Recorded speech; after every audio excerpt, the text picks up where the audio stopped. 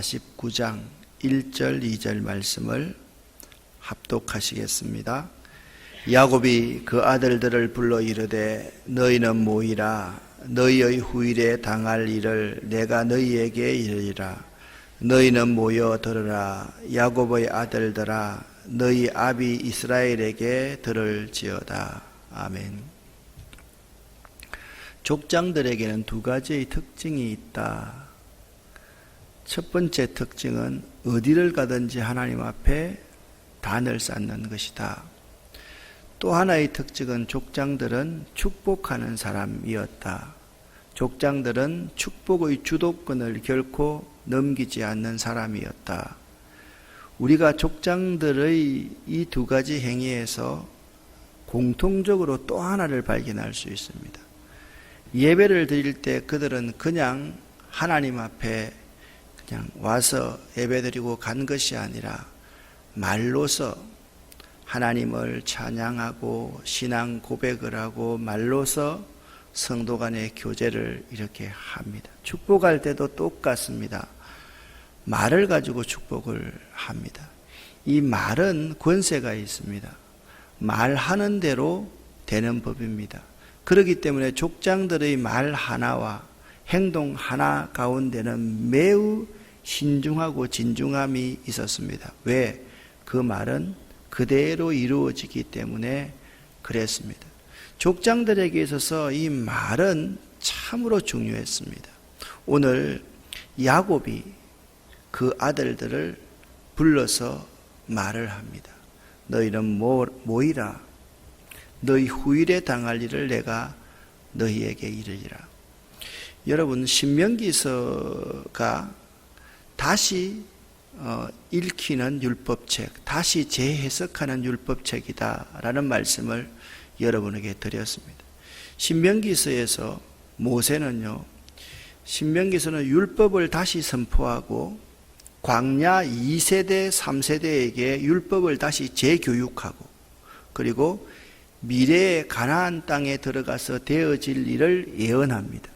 이 되어질 일을 예언하는 이 예언은 그대로 하나도 땅에 떨어지지 않고 그대로 다 이루어졌습니다.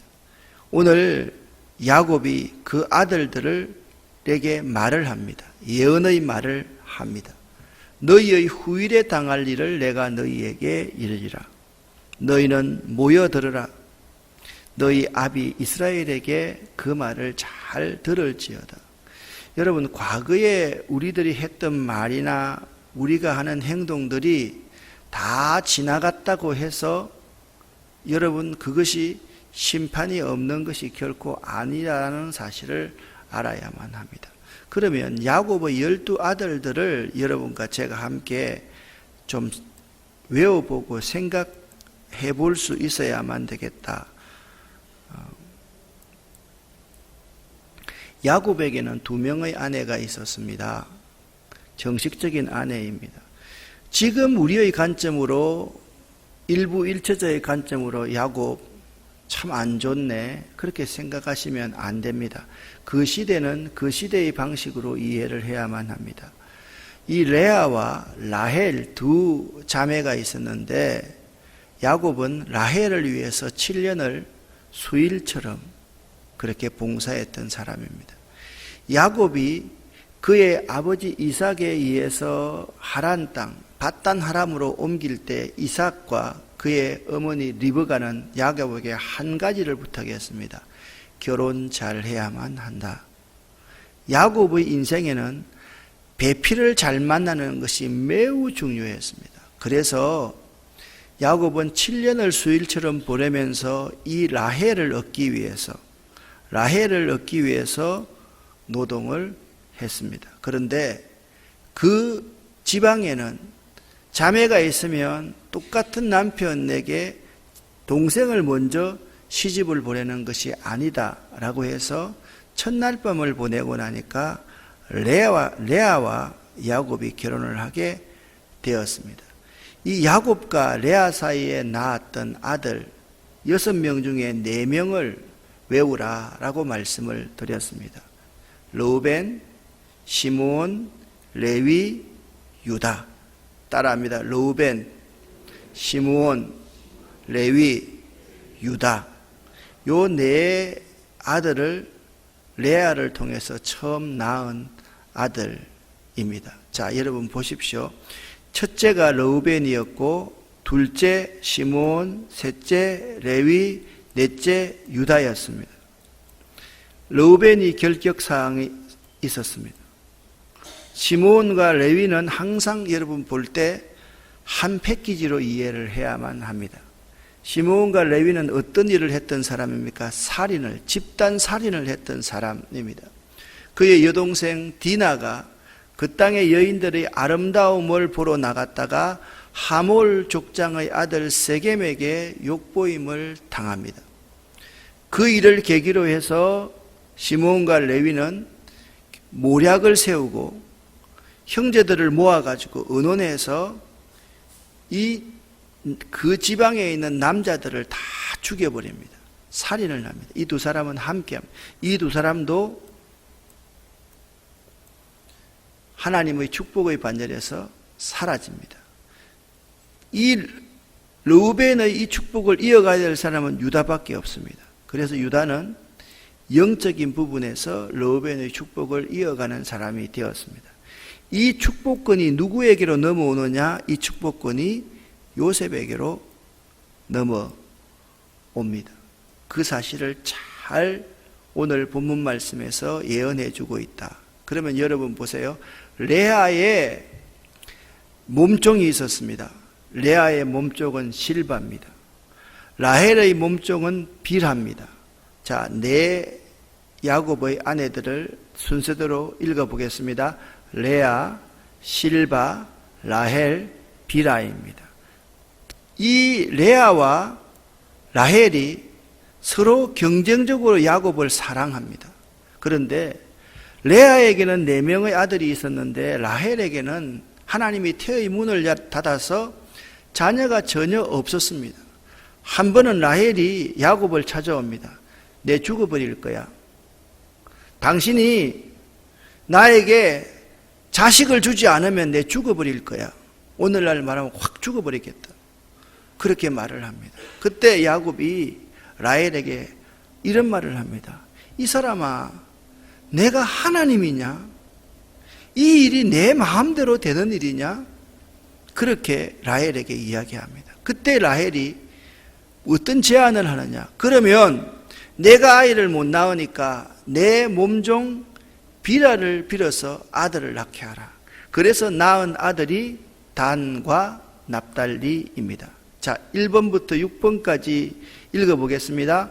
르우벤, 시므온, 레위, 유다, 단, 납달리였습니다. 여러분 알아야 됩니다.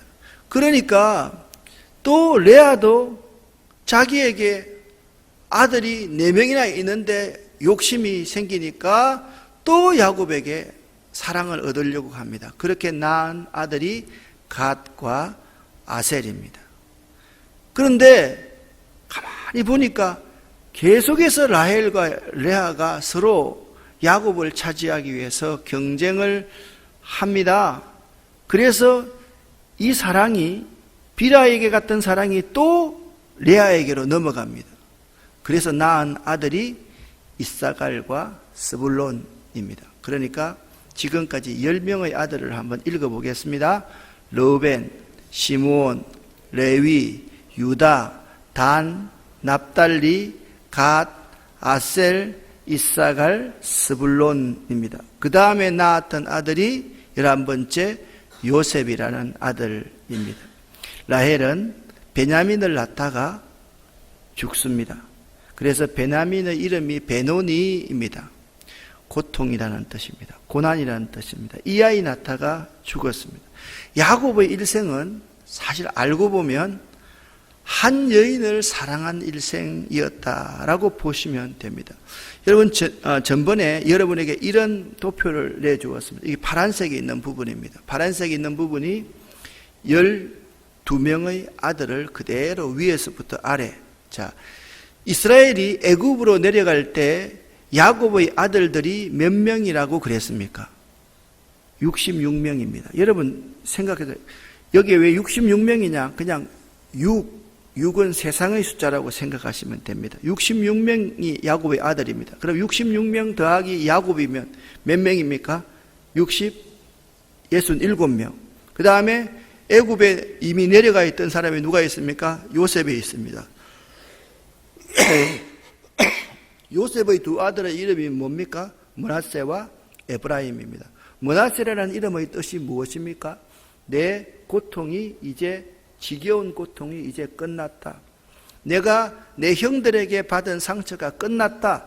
그 이름이 므낫세라는 이름이었습니다. 둘째 아들의 이름이 뭡니까? 에브라임입니다. 이 에브라임이라는 이름은 어떤 뜻입니까? 이 고난의 자리에서 하나님이 축복을 시작하셨다. 그것이 에브라임입니다. 그러니까 66명, 66명 플러스 야곱 67명, 그리고 요셉 한 사람, 에브라임과 므낫세 합해가지고 70명이 어디로 내려갔다요? 애굽으로 내려갔습니다. 모세오경의 관점에서 보면 창세기는 애굽으로 내려간 이스라엘에 대해서 말하고 있습니다. 그러면 출애굽기는요, 예? 이스라엘의 구원에 대해서 말하고 있는 책이 출애굽기입니다. 레위기는요, 이스라엘과 하나님의 영적인 조직에 대해서 말하고 있는 것이 레위기입니다. 민수기는요, 이스라엘의 머릿수를 헤아렸다라는 것입니다. 이스라엘의 정치적인 조직을 말하고 있습니다. 신명기는요,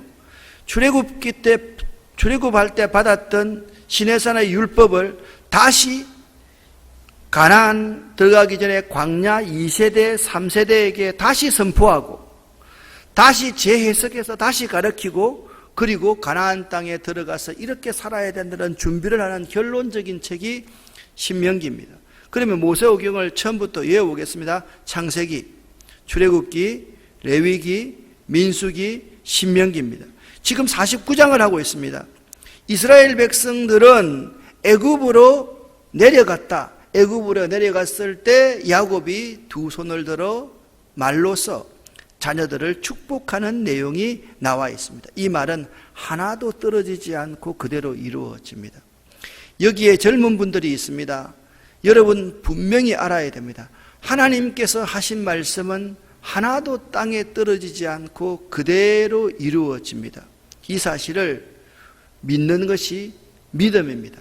하나님의 말씀은 살아있고 역사가 있습니다. 능력이 있습니다. 마찬가지입니다. 하나님의 말씀은 이 말 속에 하나님의 인격을 담고 있고 하나님의 모든 것을 담고 있기 때문에 이 말은 힘이 있습니다.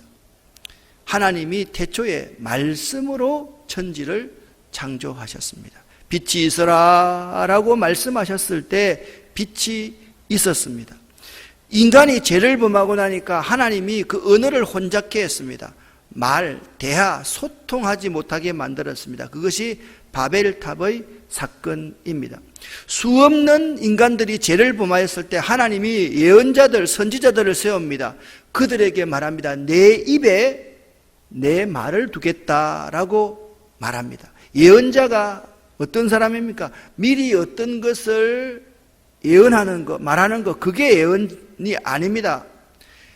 맡길 내자입니다. 그래서 여러분 예금 통장 할 때 내 돈을 은행에 맡기지 않습니까? 맡기다, 위탁하다라는 말이 예언이라는 말입니다. 예언자는 어떤 사람입니까? 하나님의 말씀을 맡은 자입니다. 예언자는 자기 말을 하는 사람이 아닙니다. 미리 어떤 것을 말하는 것은 그 가운데 일부분 조금 포함되어 있습니다. 예언은 하나님의 말씀을 맡은 자가 하나님의 말씀을 하는 사람이 예언자입니다. 그래서 이 예언이라는 것은 말과 긴밀하게 연결되어 있다라는 사실을 알아야 됩니다. 그러면 먼저 오늘 3절 4절에서 큰아들 르우벤에 대한 야곱의 예언을 한번 살펴보겠습니다. 3절 4절을 읽습니다. 르우벤아 너는 장자요 내 능력이요 내 기력의 시작이라. 위풍이 월등하고 권능이 탁월하다마는 물의 끓음 같았은즉 너는 탁월하지 못하리니 내가 아버지의 침상에 올라 더럽혔음이로다. 그가 내 침상에 올랐었도다. 아멘. 르우벤을 한마디로 말하면 물의 끓음 같은 인생을 살았던 사람이다. 여러분, 그냥 금방 끌어가지고 금방 식어버리는 인생을 살았던 사람이 르우벤이었다, 그렇게 말씀하고 있습니다. 자기 속에 일어나는 정욕, 불일 듯한 정욕을 이기지 못하고 살았던 사람, 그러한 사람이 르우벤이었다라는 사실을 알아야만 됩니다. 르우벤이 첫째 아들이었기 때문에 여기서 생각해 봐야 될 사람이 있습니다. 누구냐 하면 이 사람입니다. 빌하라는 라헬의 몸종이었습니다. 여러분 보십시오. 빌하가 나이가 어려서 몸종이 되었습니다. 그렇기 때문에 르우벤과 이 빌하는 나이가 거의 비슷했을 거다라고 추정할 수가 있는 것입니다. 이 르우벤이 아버지의 침상을 더럽혔다라는 말은 이러한 말씀이에요. 창세기 35장 22절 말씀을 함께 읽어보겠습니다. 이스라엘이 그 땅에 유할 때에 르우벤이 가서 그 서모 비라와 통관하매 이스라엘이 이를 들었더라. 야곱의 아들은 12이라. 아멘. 성경 읽고 나서 항상 아멘입니다. 야곱의 아들은 12이라. 아멘. 자, 이때 야곱이 르우벤을 제재했습니까? 제재하지 않았습니다. 그냥 넘어간 것 같았습니다. 그런데 이 야곱의 예언대로 르우벤은 자기가 받을 장자의 권리를 요셉에게로 넘길 수밖에 없었습니다. 그리고 지도자적인 위치는 유다에게로 넘어갔습니다. 자, 레아의 네 아들, 첫 번째 누굽니까? 르우벤, 시므온, 레위, 유다였습니다. 지도자적인 지위는 누구에게로 넘어갔다고요? 유다에게로 넘어갔습니다. 그래서 유다에게서 누가 나옵니까? 다윗이 혈통이 나오고, 다윗에게서 누가 나옵니까? 예수 그리스도가 태어납니다. 유다는 영적인 의미에서 적통이 되었습니다. 자, 육신적인 의미에서 세상의 모든 관점에서 이 르우벤의 장자의 권리가 누구에게 넘어갔다고 그랬습니까? 요셉에게 넘어갔습니다. 여러분, 가나안 땅을 정복하고 나서 땅을 분배할 때 보십시오. 요셉 지파만이 두 지파로 한 지파, 므낫세 지파와 에프라임 지파가 한 지파씩 몫을 받고 두 몫을 받았던 것을 알 수 있습니다. 가나안 땅 정복 전쟁을 할 때 가장 열심히 싸웠던 지파가 요셉 지파였습니다. 특별히 에프라임 지파 같은 사람들이 가장 열심히 싸웠던 지파임을 알 수가 있어요. 이 사실이 역대상 5장 1절부터 2절에 그대로 기록되어져 있는 말씀입니다. 함께 읽겠습니다. 이스라엘의 장자 르우벤의 아들들은 이러하니라. 르우벤은 장자라도 그 아비의 침상을 더럽게 하였으므로 장자의 명분이 이스라엘의 아들 요셉의 자손에게로 돌아갔으나 족보에는 장자의 명분대로 기록할 것이 아니니라. 유다는 형제보다 뛰어나고 주권자가 유다로 말미암았을지라도 장자의 명분은 요셉에게 있으니라. 아멘. 여기 1절 하반절 말씀에 장자의 명분대로 기록되지 못한 사람이 누구였다고요? 르우벤이었다라고 말씀하고 있습니다. 장자의 명분이 누구에게로 넘어갔습니까? 요셉에게 있다라고 말씀하고 있습니다. 그리고 지도자적인 권위는 누구에게로 갔습니까? 유다에게로 갔습니다. 유다가 어떤 역할을 계속해서 했습니까? 창세기 36장 이후에 보면 그 형들이 자기 동생 요셉을 죽이려고 하고 팔아버렸을 때 유다는 어떤 역할을 했습니까? 중재자 DNA가 유다 가운데 있다고 그랬습니다. 유다가 철저하게 요셉의 동생 베냐민이 애굽의 바로 앞에서 요셉 앞에 섰을 때도 베냐민을 위해서 변호하는 사람이 누구였습니까? 유다였습니다. 나를 잡아 가두십시오. 나를 죽이십시오. 라고 말했던 사람이 유다였다라는 사실을 알아야 됩니다. 여러분, 우리 인생에서 물이 끓듯한 인생을 살아가는 사람은 장자의 명분, 지도자의 명분을 다 잃어버린다는 사실을 알아야 됩니다. 여기 젊은 분들이 방학이면 책을 좀 많이 읽으십시오. 예를 들면 쉬운 책이 마시멜로 이야기라는 책이 있습니다.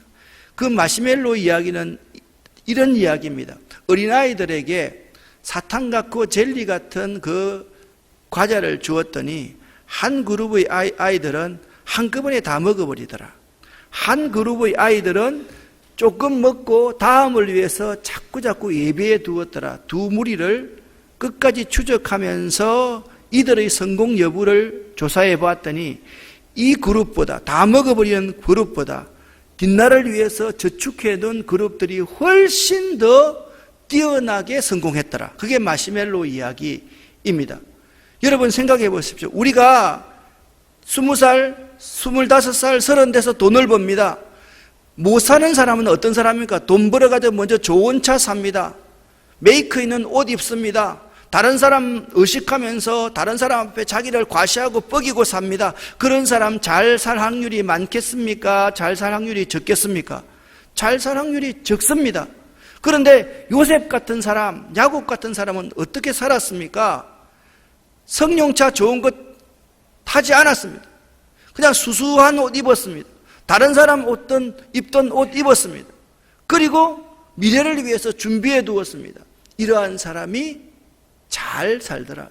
우리 인생에 있어서 젊을 때 그냥 연애합니다. 젊을 때 그걸 위해서 모든 걸 다 쏟아붓습니다. 그게 인생 전부라고 생각합니다. 젊을 때 그걸 위해서 인생을 쏟아붓는 것이 아니라 의학을 하고 세상 사람들을 이해하고 인생의 모든 경륜과 진리들을 선인들에게 배워가는 사람, 그러한 사람, 훌륭한 사람이 될 수 있다는 사실을 알아야만 됩니다.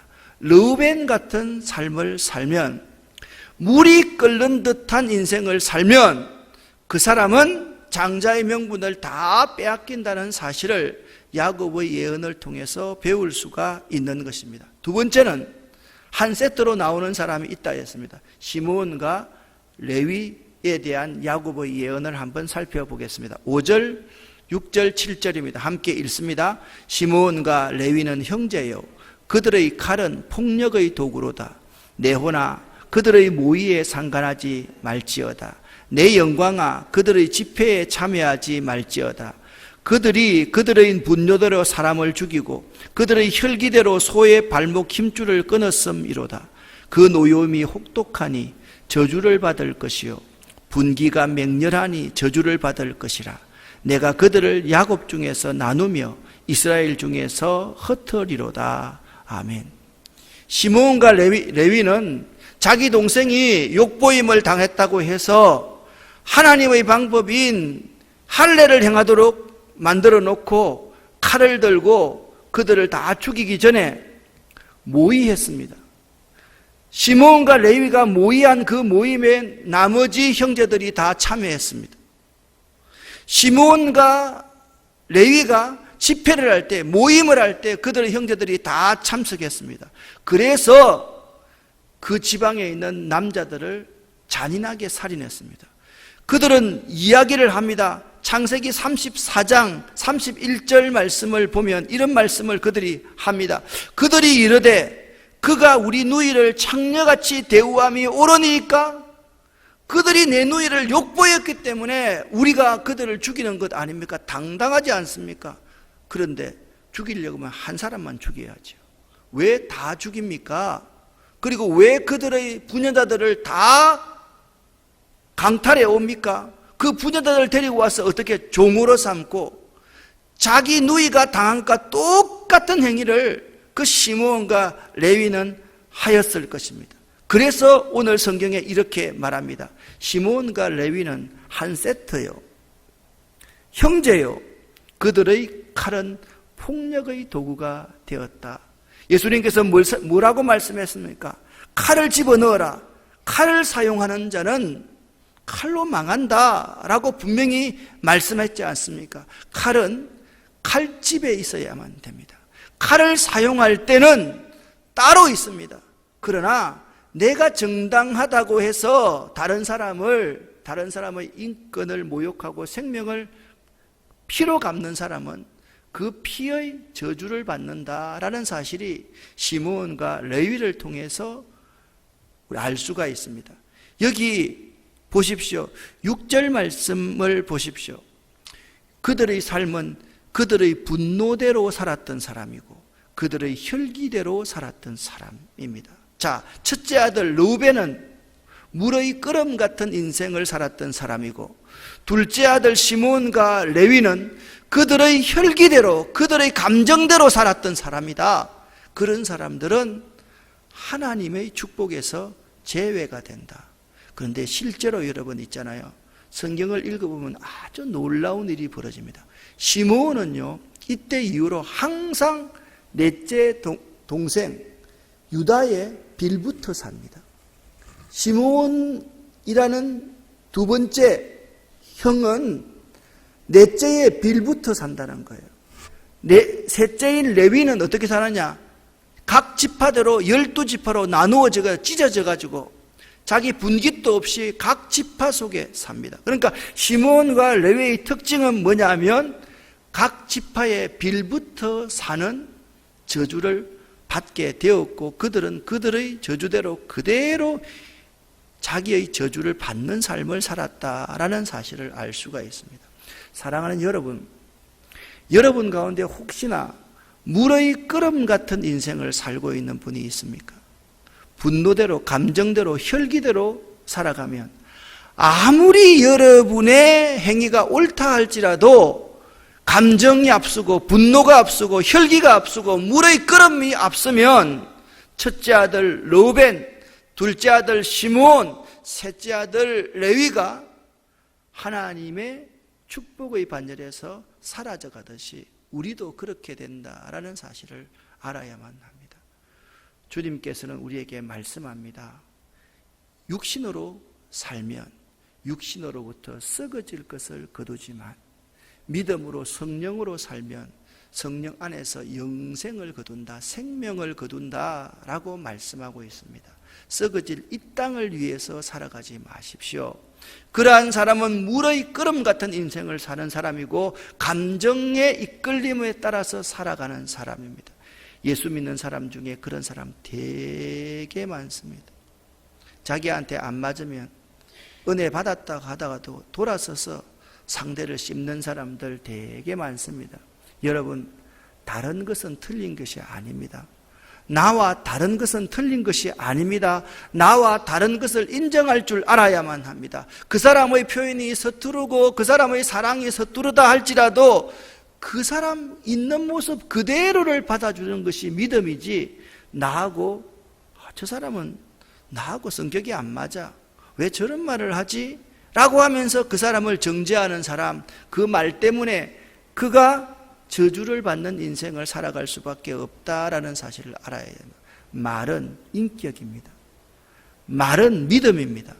말대로 됩니다. 여러분들이 오늘 하루 살아갈 때 항상 축복의 말, 하나님의 말씀을 맡은 예언자로서의 말을 할 수 있기를 예수 이름으로 간절히 축원합니다. 자, 아들 4명만 한번 외워보겠습니다. 첫 번째, 르우벤, 시므온, 레위, 유다. 잊지 마시기를 바랍니다. 기도합니다. 하나님 아버지 감사합니다. 오늘도 우리에게, 우리의 입에, 우리의 가슴에 말씀을 주심을 감사합니다. 예언자적인 삶을 살아갈 수 있게 하시고 우리의 말과 행동이 그대로 이루어지는 것임을 알고 참 신중히 진중히 살아가는 저희들 될 수 있도록 도와주시옵소서. 물의 끓는 인생처럼 살아가지 않도록 도와주시고 분노와 혈기대로 감정의 얽매여서 살아가지 않는 저희들 되기를 원합니다. 예수 그리스도 이름으로 축복하옵고 간절히 기도 올립니다. 아멘.